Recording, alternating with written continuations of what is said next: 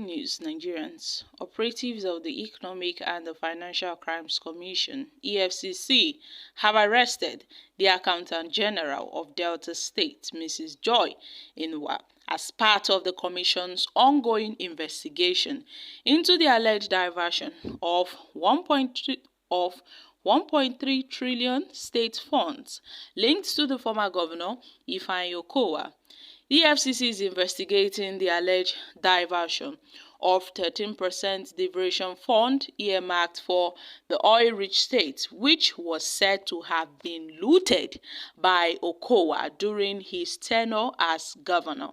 The former governor was arrested and detained by the EFCC in November this year for his alleged role in the diversion of these funds, and Okowa was taken into custody at the Port Harcourt division of the Anti-Draft Office, and he was alleged to have used his office as a governor to acquire assets up to 1.3 trillion, including shares in the UTM floating liquefied natural gas company, among other investments in the oil sector.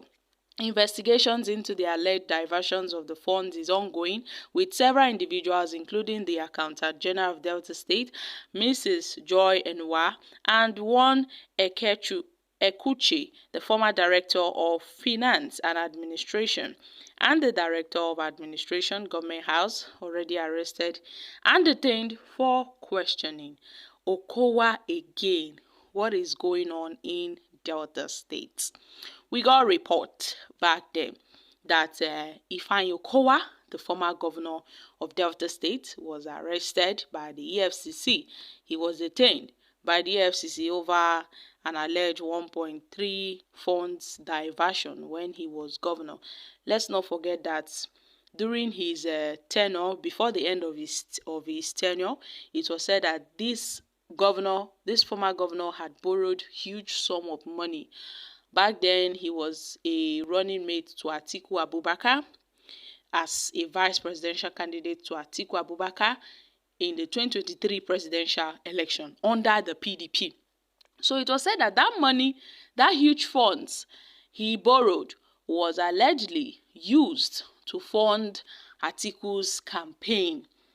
Later on, we got information that he wasn't arrested in Port Harcourt. After they said he was arrested, that he actually honored an invitation from the officials of the EFCC. You know, those people were investigating him over these 1.3 corruption and fraud cases. And before now, people have been commenting on, his borrowing of money and how it was used to fund the 2023 general elections, and it was said that these funds belonged to the state. So, my country people, now his accountant has been arrested over this very case. You know, when he went to Port Harcourt, later on he was released. Now, the EFCC have arrested the Delta State Accountant General under Okowa, that was linked to this 1.3 trillion fraud. Sometimes I wonder what's really going on. How can one person steal this huge amount of money? Had it been this country set a law whereby if a politician steals above 100 million, that person will be sentenced to life imprisonment or killed instantly, I bet you all these things won't be happening. If there is a law, that regulates the amount of money every politician should steal, that if it exceeds that amount of money, such a person either life in prison or that person will be sentenced to death. You will see that all these things will stop. It will reduce drastically.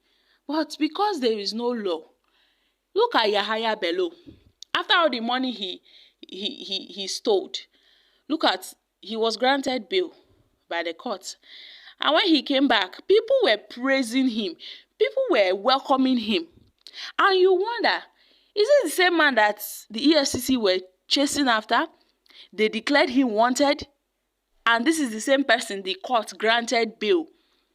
Had it been all these charges, all these cases of former governors stealing money are not bailable, had it been all these charges are not bailable, then you see that all these things will reduce. But because there is no sufficient punishment to these crimes, that's why history keeps on repeating itself over and over again. Now look at, tomorrow we hear that this person have been released by the EFCC. The person had been released, or at last they approach the court, and then the court will grant them bail. Take for example Yahaya Bello. They've granted Yahaya Bello bail, and gradually Yahaya Bello's case will be swept under the carpet. Same goes for this Delta former governor, Ifeanyi Okowa. At some point, they will gradually sweep this case under the carpet. But look at Emefiele. Look at Godwin Emefiele. Sometimes I feel there is more like a selective justice going on in this country between the EFCC and the DSS. They tend to choose who to go after. Emefiele stepped on the toes of President Bola Tinubu. So I feel, all these things happening to Emefiele was like, not like as if other people cannot go through it. But because Emefiele's case is quite special, since he stepped on so many persons' toes, so they are making sure that he sees hell, he goes through hell. Well, look at what's happening. So my country people, make una come chook mouth for this matter. The EFCC, kudos to them.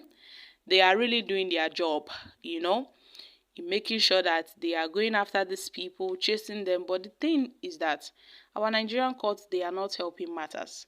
At the end of the day, they call a huge amount of money as a bail amount, and then they grant them bail, and that is the end of it.